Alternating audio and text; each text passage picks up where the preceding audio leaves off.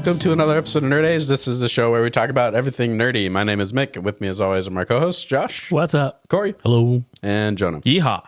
Welcome to the show, guys. We're going to jump right into some spoiler talk for Lord of the Rings, The Rings of Power, episode 7. So like always, if you have not watched the episode, go watch it, come back, and then listen to us. You've had a week to watch it, so Yeah. I mean, at this point, you probably all have watched it. So let's get into it. Spoiler talk away. What would you guys think of the episode? I liked it. I still think for me, the best parts of the show are Elrond and Durin and their relationship, and I love the stuff that's going on with the dwarfs, with Durin and Disa, and all that kind of stuff that's working. For me, that's the best part of the show. I think that's the best written part of the show, too. The dialogue is really good. So I really love that aspect of it. I did feel like there were some things, the reveal at the end, I'm going to be jumping around. The reveal at the end, that you just went to the end. that the Southland was Mordor, I felt like, okay, we already knew that. So I was like, I thought that should have been at the end of last episode. But so it was just kind of interesting. Yeah. So I say that, and then I was watching people react to it, and like people were actually shocked about it. So I was like, maybe for some people it worked. Like people didn't know. Yeah, like people were watching, and then they were like, "What, Mordor?" Like freaking out, and I was like, I don't know if they were doing that for the video, but I was like, Bro, they were. They were, dude. But Playing it up. So I was like, maybe there's some people that it worked for, but for me that seemed. I mean, I thought it was cool. It just for me it was like, we already knew that kind of thing.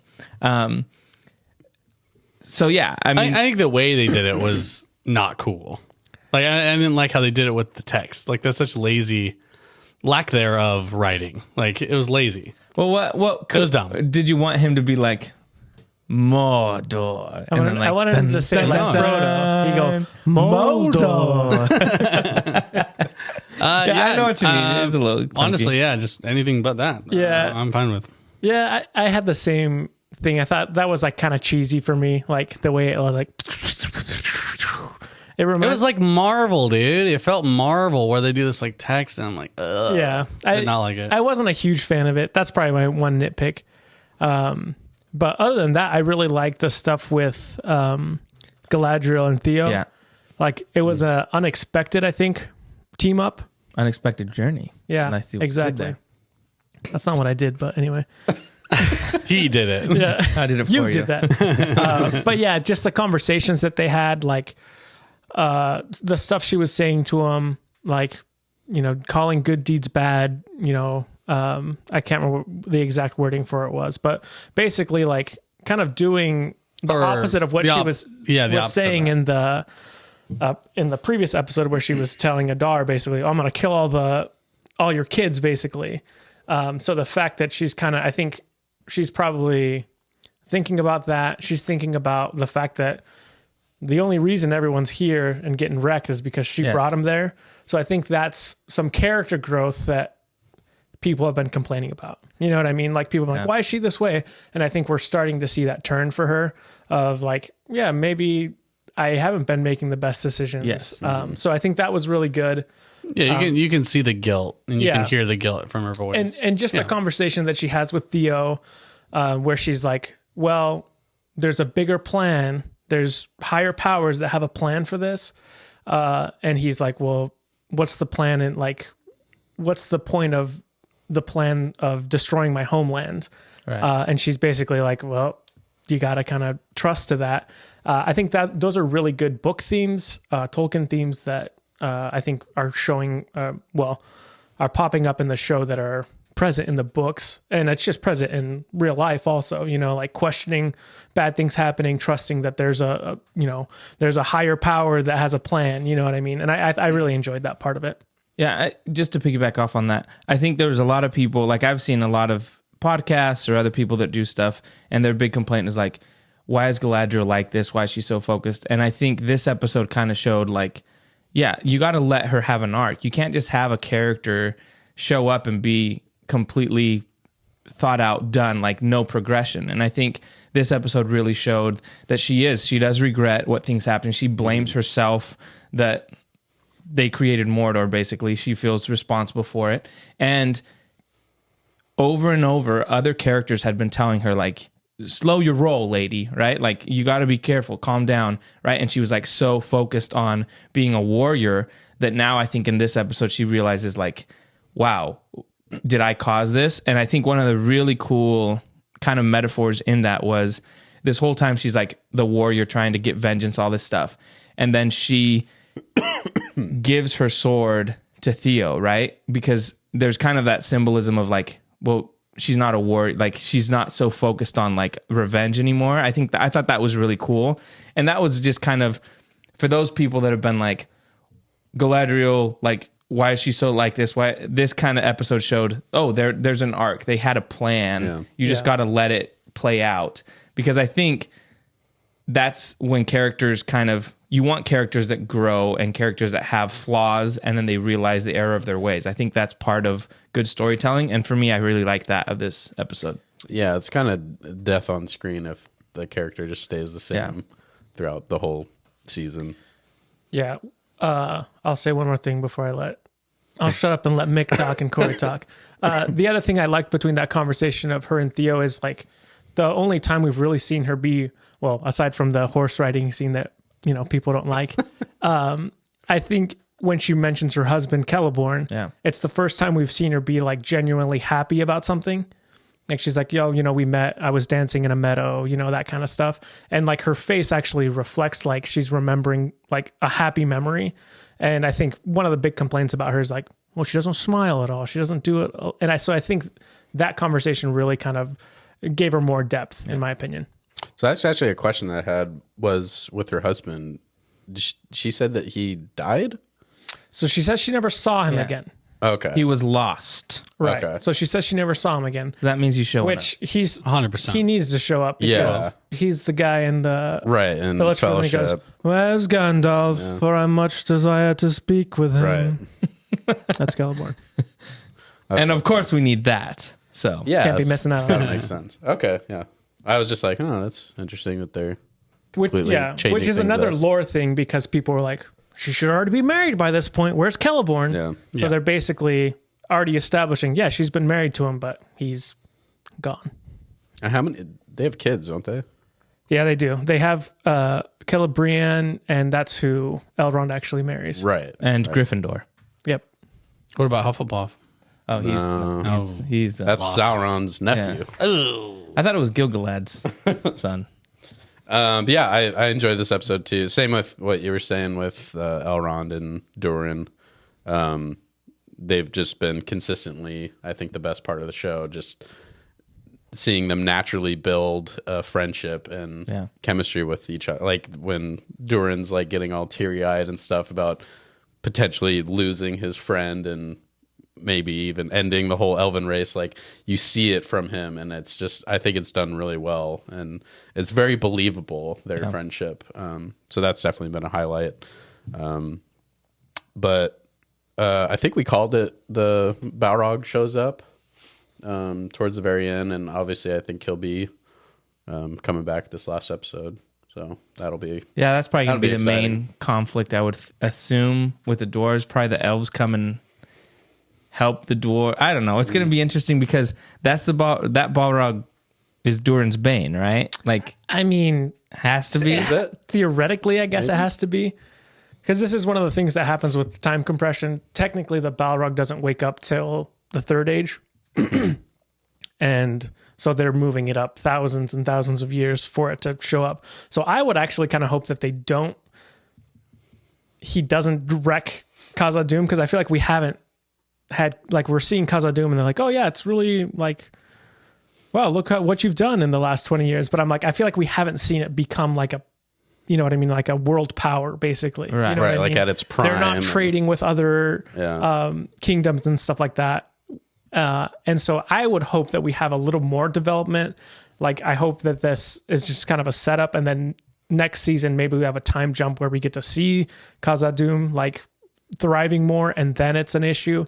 Because I feel like it's too soon to just be like, one season with Khazad-dûm and the Balrogs just killed everybody. You know what I mean?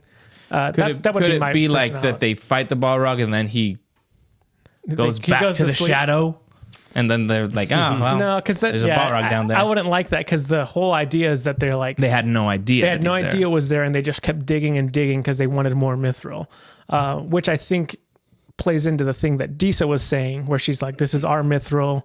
Right. We're gonna mine it." So I hope that's a setup for next season, of them digging and digging for more mithril next season, and then we can have the Balrog kind of take over. It still brings it way up in time for it to happen in the timeline, which I'm like, that's fine. But I just want more time with Khazad-dûm for it to build up before we have a fall. Would it seem like a, I guess a cheap reveal to show the Balrog, right? And he has in a this baby episode, Balrog. and then to not see him in episode 8.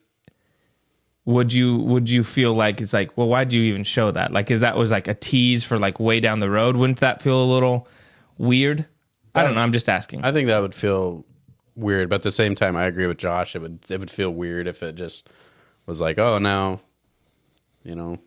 goodbye, this town or this city that we've been building up. Like, there should be more of it. Like, I kind of felt that way with Mordor, like how quickly Mordor became Mordor.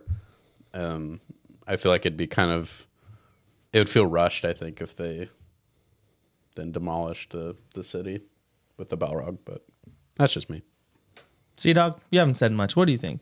About the Balrog? Yeah, or just about anything. The Balrog, I really didn't like how they did it. I liked the leaf. I liked him shutting it off, like shutting it down, like throwing the leaf down there. And I liked how it, caught on fire. I didn't like the full reveal. I didn't like it.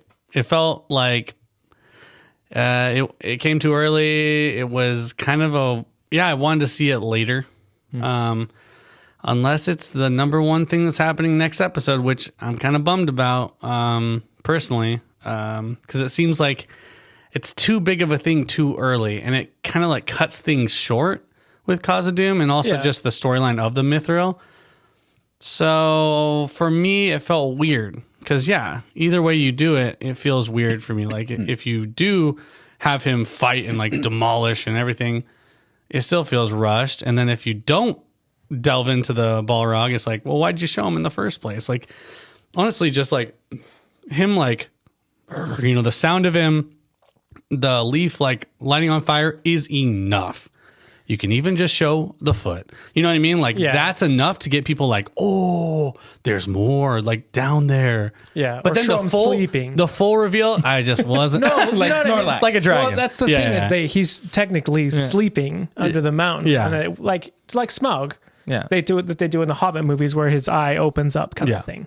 Like, it's a pretty easy thing to do instead of being like, you woke me up, this freaking leaf. But what's the difference between showing his eye open and him going "Rrr," and getting? I mean, isn't that the same thing? Like, technically, you're like showing he's awake, and the other one you're showing, he's awake, but he's yawning. No, but it's a slower build up. Okay. You know what I mean? You're saying, there's something down there. What is it? And you're setting that up, especially if they don't do anything for with next the next season. episode. Okay, that makes sense. Because now it's like, the Balrog's awake. And then if they don't Right. do anything with the next episode, then People you're will like, complain.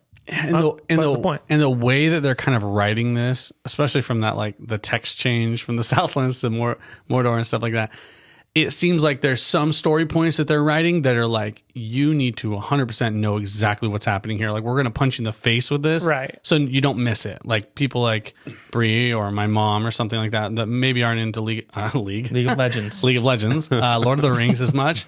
They need to know that, for the story to progress correctly how they want it to do. So, but for me, it just felt like, it feels rushed. I love Balrogs. It's sick, dude. But for me, I was like, don't show it. Gosh dang it. They showed it full on.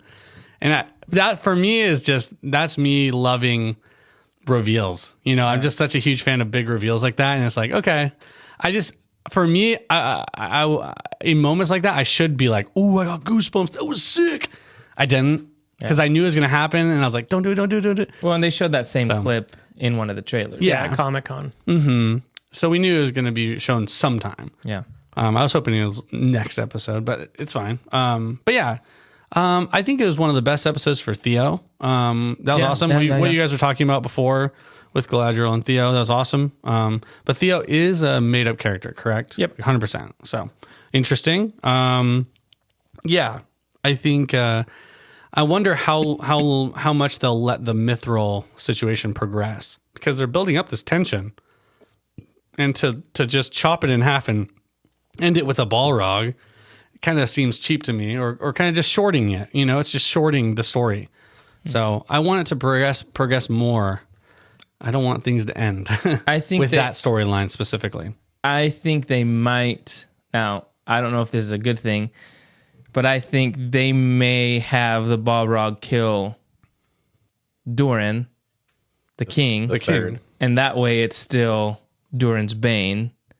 And then by some reason he goes back to sleep, or whatever. Like, I don't know what they're going to do. Mm-hmm. And then Durin's going to become king. Yeah. And they're going to start digging the Mithril, and that's how and then there's going to be that same Balrog later comes back and then known as Durin's Bane and kills, the next Durin. Like, I think they're... And the next one. And the next one. Another one. So that's kind of what I'm thinking they're going to do. Like I said, I don't know if that's a good idea. I guess it all depends on how they explain it and the execution of it. But I kind of think that might be why they're the way they're going. They've had these moments with Durin, father and son. Right now they have a conflict, and I would assume that on his deathbed they reconcile. Like, that's going to be the moment. That's going to be like your Thorin Bilbo deathbed moment. That's going to kind of, they have a reconciliation where then he's like, you are my son, whatever they decide to write. But I think that's what they're going to be doing. And then that sets up next, because Dees has already said, that's our Mithril, we're going to mine it. That's going to then, in next season, the dwarves are going to just be delving into deeper and deeper. And there's that aspect of the rings, right? Because the rings that they give to the dwarves make them more greedy, right? That's kind of like part of they make them more prosperous, and then it's basically, I think some of them do get more greedy as they're supposed to be resistant to it, though. Like, they're definitely way more resistant than humans, obviously. So they're more resistant, but they're not as much because they have a stronger love for riches. So it like works in a different way for them. Okay. But it causes them to isolate and focus solely on like the wealth, and that's kind of like.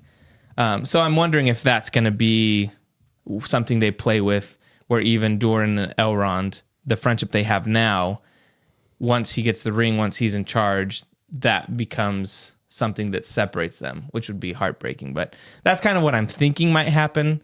But of course, the writers have a different. But we'll see. I'm excited to see kind of what they do, because it'll be interesting. There's a couple other things that I noticed in this episode where it seemed like a lot of like story points needed to be like touched in this episode, and for me it felt kind of like weird, and maybe it's because whenever the episodes they include all the storylines, everything feels rushed for me. And so things like with Isildur, and then the queen losing her sight, and then Isildur's dad, like all those moments felt like each moment was undercutting like the other moment. It's like you had like 10 seconds to like actually think about it and like let it set in, and then boom, there's another thing. Oh shoot. And then oh shoot. So it's just like, for me, it just feels more rushed in this episode. I really like Theo and Galadriel, and then Durin and stuff like that. But the other plot points felt rushed for me. I don't know if you guys felt that way, but yeah, it felt a little rushed. And I think it's mainly because they did all the plot lines in one episode. I dislike those episodes where they shove everything in one. Like, I even want like the Harfoots to have their own time, to breathe. So we haven't even talked about that part either. So what do you guys think about? What do you guys think about that with them trying to revitalize the tree and then almost killing a kid? And how do you guys feel about that? They keep doing the same thing where it's kind of like, is he good? Is he bad? Like, you're seeing good, and then something bad happens, so then they all assume he's bad, and then you see the like little sprout coming up, which is fine. What I liked about the Harfoots is you finally got I guess, some growth with them, where they're kind of with the dad and stuff. with the dad was good. with the dad and with Sackhoff or whatever. What's his name? What's his name? Sadok. Sadok. I was close. What a name. Sack off. Why don't you go sack off, dude? That sounds bad, dude. But even that, where it's like where there's a progression there where they're like they do, they've talked always about, even we talked about in the episode where they're like they left them behind, right? They left their own behind. Yeah. And now there's kind of that progression where they're like, no, we're going to go after him because he's one of us.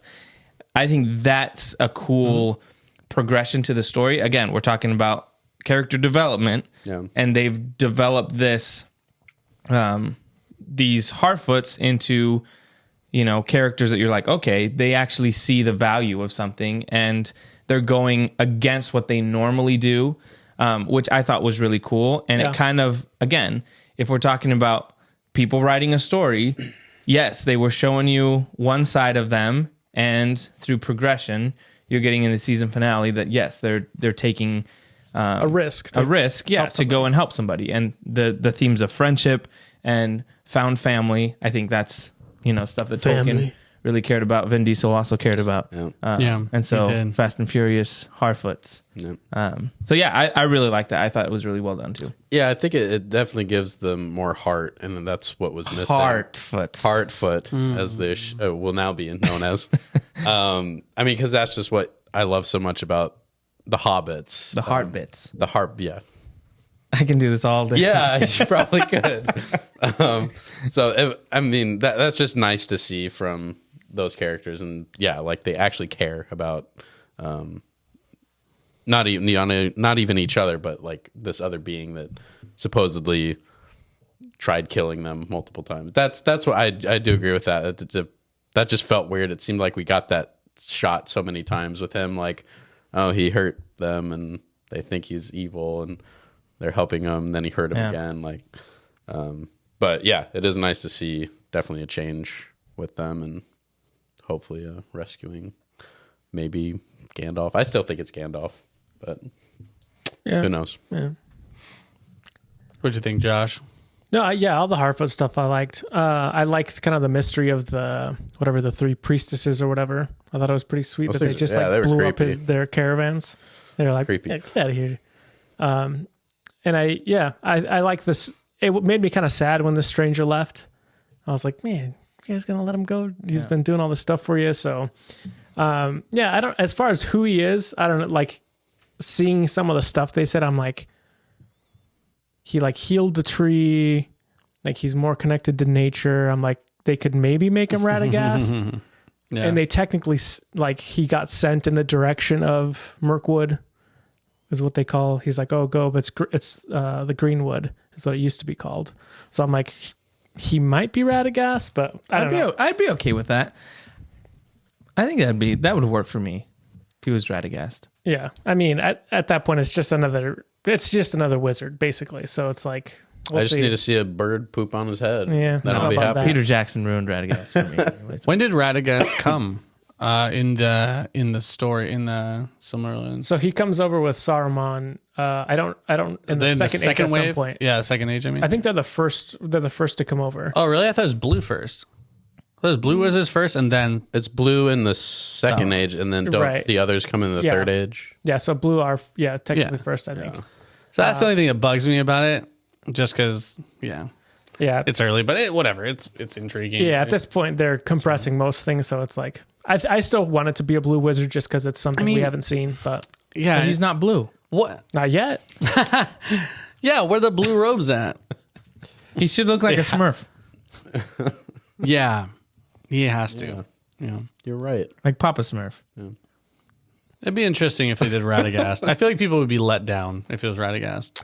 Yeah, I feel like either way, a lot of people would be general like, public will be like, huh? Who? You know what I mean? Yeah. Unless it's Sauron, then we're talking. All right. That's my bet. I'm still thinking of Sauron. You guys got you got Halbrand. I was thinking Disa was probably Sauron the way she was talking in this episode, dude. She's like, your father. We got to get rid of him. Yeah, we got to off him. Yeah. This is our mind. She's Sauron, dude. Yeah. Yeah, the Harfoot storyline was good. I did like the Queen stuff. Yeah. I thought it was good. Kind of like a fulfillment of the prophecy. Well, I'll call it a prophecy of what her dad told her is like, you're going to find darkness. All you'll find there is darkness, and she goes blind. So, and I did like the setup of her being like, they don't know what they've awakened. Like, we're coming back. And we're gonna I wasn't shop. expecting that. That was good. I really like that. So it'll be interesting to see. And just with the Durin, I think the Durin stuff I mentioned on the episode with the Mithril that I was like, I don't want that to be the case. I don't want Mithril to be some magical ore that heals things. So it looks like that's what they're going with. So I was like, I don't think it is. I think it's Sauron deceiving it.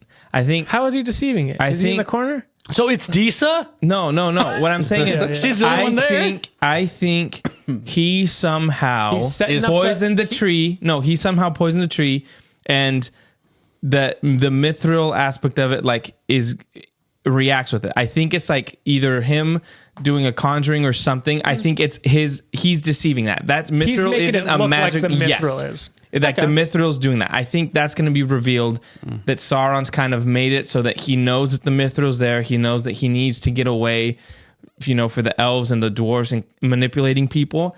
And I think that's going to be revealed. I don't think they're going to do it's a magical thing. I think that's kind of what they're setting up, but it's going to eventually be it's a manipulation by Sauron. Yeah, That doesn't make sense, though. Why?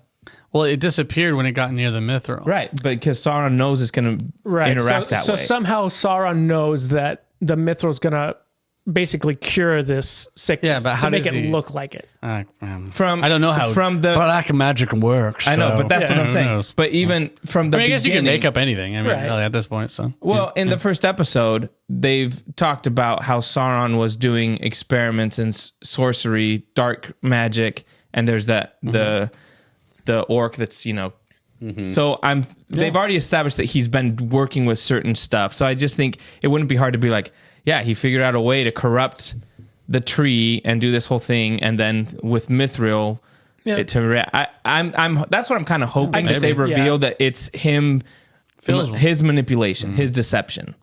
Yeah, I just wonder how. It's something hard to explain. Yeah. You know what I mean? Like, how do you visually show that aside from like a flashback on him placing this exactly? And he's like writes on the paper. He's like, Mithril. When Mithril present. Yeah. You know what I mean? Yeah. I feel like it's a hard concept to get across visually, but I would like that because it shows that he's manipulating all these things and he's basically 5 steps ahead of everybody. He's Palpatine. So I think that would cool. I think that'd be cool. If there is a way of revealing it in a good way, I'm with you. I'll sign on. Yes. Oh, there you go. I don't know if it's that hard. You don't need to be I think like it is 100%. I don't think you really need to be like him, like you're saying. Oh, when it interacts with this, but there can be a moment where later on, season 2 or 3, where you have a character, actual Sauron, where he's talking. And he's like explaining what he did. Well, guess do you what remember? I did? Your poor tree. No, yes, that was all me. And yes, I formulated it so that it would be counteracted by the light of a mithril. That's how he's going to talk too. There's ways to do it. There's ways to do it where in dialogue you can make it work. It'll be exposition where he can fine. say like Maybe. he's like all it took was a little manipulation and stuff like that and stuff like that. Like you can talk like that. And I think you could get the point across that he was manipulating them from the beginning, especially if they've already done. I still think they might be doing something where he's already met with Gil-galad. I think that's already been happening, and we're going to get that reveal later on. That would be easy to kind of be like, oh, he was able to do this kind of stuff and manipulate. That's what I'm hoping, anyways. Yeah, that'd be nice. So Isildur's dead. Yeah, for sure. Yeah. There's no way he's alive. Nope. Just thought I'd say that. Yeah. Yeah, well, his horse would disagree. Yeah, his horse knows exactly where that shot was pretty sweet of the horse running off in the mountains in the back. I was like, that's a good shot. Yeah. Yeah, I just wish there was a little bit more time to spend with that section of the story. Just that little window where Isildur and the queen and the dad, that I just wanted a little bit more time on. That's all. That's all I'm asking for. I'm just, Hopefully this episode is a little longer, right? I mean, it's a season finale. Dude, so it better be like 2 hours long. Bro, 2:40. okay, let's talk about this. Okay? 1:37. Okay, we don't need to talk about the timestamp. Oh, I thought you said let's talk about it. Let's talk about this. Yes. So, what is going to be the main attraction? Are there going to be 3 main attractions? Is this going to be a fight between Stranger Boy and Backstreet Boys? yeah, Slim Shady. Slim Shadys, that's what they were. And the Balrog. And you know what I mean? Like, what are we doing? What are we doing next episode? What do you guys think? What can you pick just one of those? And maybe we just focus on one of those? I think you you're have to gonna address all 3, right? I think you're having Balrog. Because what happens in Mordor? What happens? What is going on right now? I mean, it's like, okay, cool. Like, are they just going to have a giant battle? Like with some orcs or something? Or because they're in this encampment, right? And they're like, yo, we're going to bring the heat. Or is it going to be just like, oh, yo, we're just going to bring some reinforcements? No, I think they're Like, going what's gonna happen? I think the reinforcements aren't coming this season I think that's finale. next season. Cool. I So think we're going to have a they're leaving skirmish? Do you think we're going to have a skirmish? I where we think get you're going pushed to back? have Like the orcs have to show power here, right? you're going to have the battle with the orcs. I think is going to be Isildur being saved, and they're going to have to rescue him. Yeah. That's what I was going to So say. there's going to be a group of people He that gets were found, left I think. behind. Yeah, I think he gets found. And there's going to be that like battle Prisoner. between, he's going to have to. There's going to be a conflict there. So you're going to have the Mordor orcs with Adar, Isildur, and Galadriel. Does Adar die or does he live? He lives. He's got a bone to pick with Sauron. You're going to have the Harfoots going to help the stranger, and you're going to get either the reveal Is it that gonna be- he's. He's gonna go, "You shall not pass." Blame of voodoo. No, he's going to whistle and a lot of birds are going to come Yeah. down. So The you're birds are going to have, attack them. You're gonna have that conflict, and I do think you're gonna have the Balrog killing Papa Durin. Okay, I think sorry. that's what you you're gonna kind of have. skipped over what's happening with the stranger. So what's exactly happening there?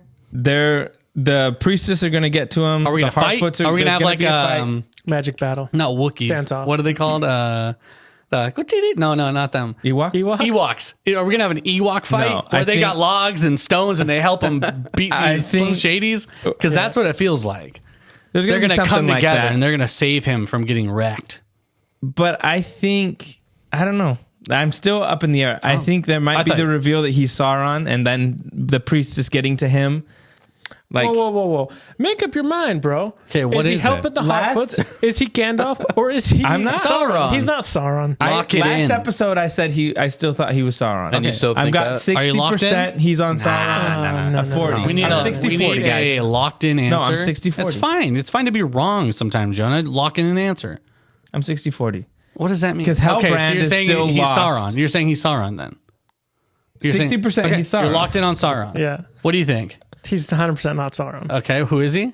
He's a wizard. He's one of the wizards. He's a wizard. Oh, wow. Whoa, one of the wizards. Well, How lock about you it- give us a what wizard is he? We'll lock you in on. Lock me in. Even Lock if it's me in 60%. on a blue wizard. A blue Okay, wizard. that's good enough. Okay. I'll still stick with Gandalf. Gandalf. Okay, I'm also locking in Gandalf. Okay. he Sauron. did turn it. So you have to turn it into lock. Palando. That's So I gonna be a think you're lot. gonna have That's that gonna be a stuff lot going of ground to cover, guys. Yeah. That's the thing. For it to feel like really like fulfilling, you know. I don't know. I don't know if it needs. I think some things need to be concluded, but I think there's going to have to be. Yeah, that's why I'm several asking these questions. cliffhangers. Yeah, for sure. And so to get you excited for season 2, and I think they're going to probably reveal who and the stranger is. Oh, we also didn't address is Balrog coming up? Are we yeah, locking he's in going to kill fight? Durin. Durin? Lock it in. Papa Durin. Papa Durin's dying. Lock it in, not a chance. Not a chance on Durin dying. Yeah, there's no way he's dying this What season. about you, Mick? I can't. The old Daddy king. By the Balrog? Papa How? Durin? The Balrog's just going to show up in his bedroom? And he's like, you, I'm going to Yeah. kill you. And he gets a you whip. specifically. Did you throw that leaf down here? He could He sniff did. it. He scented it. He was, There could be it out. multiple I things. I don't know. I don't know how they're going to do it, but I think if you reveal the Balrog, But then you locked not it in. You showing locked him. it in. it's Balrog locked in. killing Papa is Durin. King Durin dying? Yes or no? Man. Lock it in. I'm gonna say no. Okay. He's got to I'm die. gonna go no. I'm saying, if it's a heart I attack. listen to my heart, and I hope that it doesn't happen. I just listen to Josh. There I you hope go. it doesn't Listen happen. Yeah, I think Listen we to go your heart. N-O. Locked in. No? I'm the only one That's that how you thinks spell that no. Daddy Durin's dying. Yeah. By the Balrog this episode? I'm saying no. I'm saying Disa ended with a pillow. Okay. Maybe. I feel like the reason why is because I think we're cutting this short if we do that. And it also feels like a weird. Let it breathe. It's a crazy specific situation where like he died. How does he die only? Yeah. Okay. Right? He doesn't- That's weird. Okay, you don't think he dies? Say the Balrog doesn't kill him. You don't think Durin dies in this last episode? There's no chance he dies. There's a By not the Balrog, 46 he dies of a heart attack. He dies from a heart attack. He sees the Balrog and dies out of fright. I think dies from greed. I think they're setting up that he's gonna die. Yeah. They've already had these moments with his son He's pretty old. where he's like, "You're gonna be the heir," and then he took that away from him for the season finale. For him, again, that Thorin and Bilbo moment of reconciliation on his deathbed. I think that's what they're gonna give us. And the only thing I'm thinking is, how can that happen? Is Okay, the you know Balrog, what? Durin's Bane. I'm gonna have to get the key out. I'm unlocking. I'm going back to yes, he will die just because. Think about it. How can we start breaking this bromance? Is if he basically mining too deep is actually the reason why he lost his dad, and his dad was right all along. We start chiseling away at this relationship. Maybe you throw a ring on his finger. You know what I mean? Yeah. But all these things start chiseling away and start hurting the relationship between the elves and the dwarves. Does there That sounds ultimately, though, have to interesting. be a rift between specifically Elrond and Durin? Yeah, 100%. Why? Because they're building it up. Are they? because they're Yes.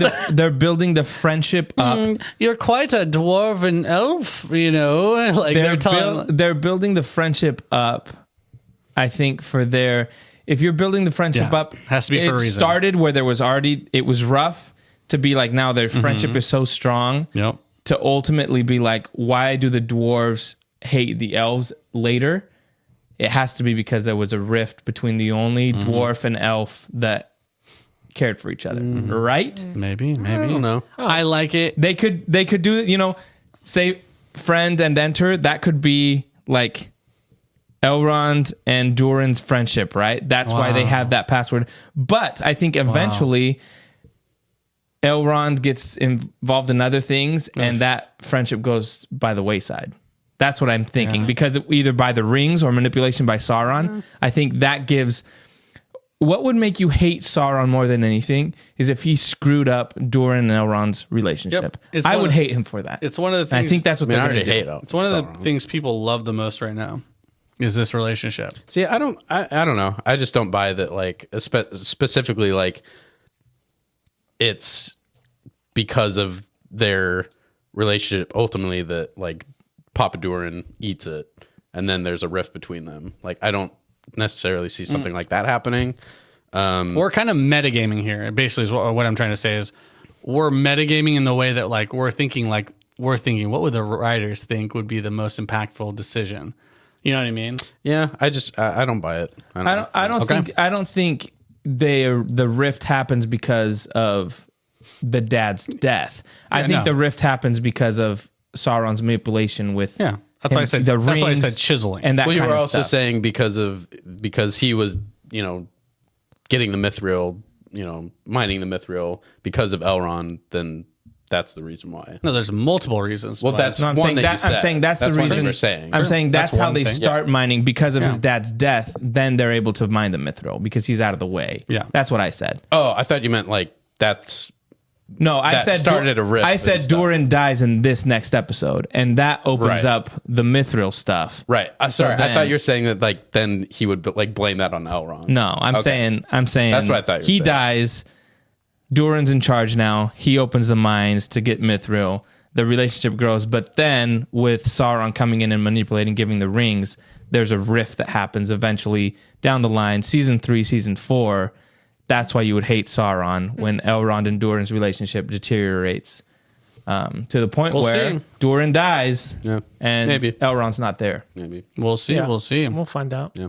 I do have to say the stuff with Durin and his dad is probably some of the strongest stuff in Yeah. this season. Like both of their conversations, like his speech about, he's talking about, my friend's drowning and you're asking me to swat his hand away, all that stuff. Or then his conversation about him, like, there was something In the wrong firelight. inside of you. There was something wrong and I held you up and I saw, a mighty king with a great, you're like, that's really good writing. And that both actors are knocking it out of the park. So I do Yeah. really like the dwarf stuff. I want more of it, so that's why I'm kind of like Yep. I don't want to lose Durin already. Yeah. And 100%, he's not dying by the Balrog. Let's just lock that in. Got it. Nice. Well, we'll see. They got a lot to fit in. I really think they got a lot to fit in. Yeah. They at least have to address each thing. Whether or not they conclude it or sum it up, no, probably not. But Yeah. they got a lot to cover. Yeah, a lot that of could ground to cover. definitely be cliffhangers. For sure. Yeah. They'd be stupid if they didn't. Yeah. Yep. Everything's wrapped up. That's how you lead them into the next season. That's standard. Yeah. All right. Well, anything else? All right. That's it. Last thing. Shout out to Luso's brother-in-law, Michael. Michael. He watches the show. Okay. Likes and subscribs. Okay. Hey, we and love he's that. a doctor. Okay. So you know this podcast, doctor approved. Shout out to Michael. Let's go. Thanks, Michael. Yeah. Appreciate it. That's awesome. Appreciate it. Yeah. Yeah, we actually gained 3 subscribers There you since go. our last Nice. episode. So Nice. Thank you, guys. shout out to you guys. Appreciate it. TikTok going strong. All right.